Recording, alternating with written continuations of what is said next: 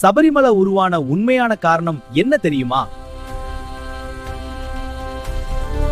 உங்களுக்கு ஐயப்பன் பிடிக்கும் என்றால் லைக் பண்ணுங்க, சப்ஸ்கிரைப் செய்யுங்கள். அசுர சக்தியின் கொடுமையால் தேவலோகம் நடுங்கியது. மகிஷி என்ற அரக்கி ஒரு வரத்தின் பலத்தால் உலகையே அச்சத்தில் ஆழ்த்தினார். சிவனும் விஷ்ணுவும் சேர்ந்து பிறக்கும் மகன் மட்டுமே என்னை அழிக்க முடியும் என்ற அவள் வரம் தேவர்களின் நம்பிக்கையை சிதைத்தது. அப்போது தியானத்தில் இருந்த சிவன் கண்களை திறந்தார். தர்மத்தை காப்பாற்ற வேண்டிய தருணம் வந்தது.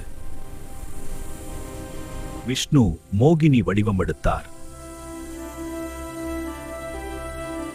அந்த தெய்வீக சக்திகள் ஒன்றான போது ஒரு பிரகாசமான ஒளி பூமியை நோக்கி இறங்கியது.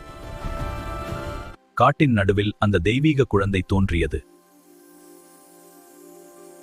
பாண்டாளம் நாட்டின் அரசன் ராஜசேகரன் வேட்டைக்கு சென்றபோது அந்த ஒளிரும் குழந்தையை கண்டார். குழந்தையின் கழுத்தில் மணிகள் பதித்த ரத்தின கொலுசு இருந்தது.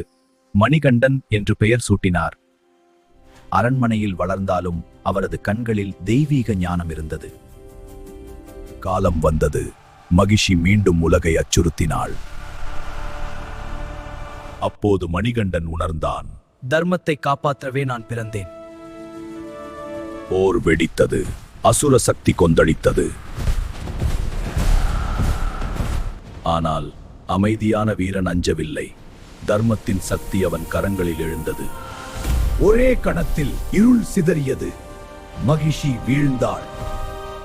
அவதார நோக்கம் நிறைவேறியது.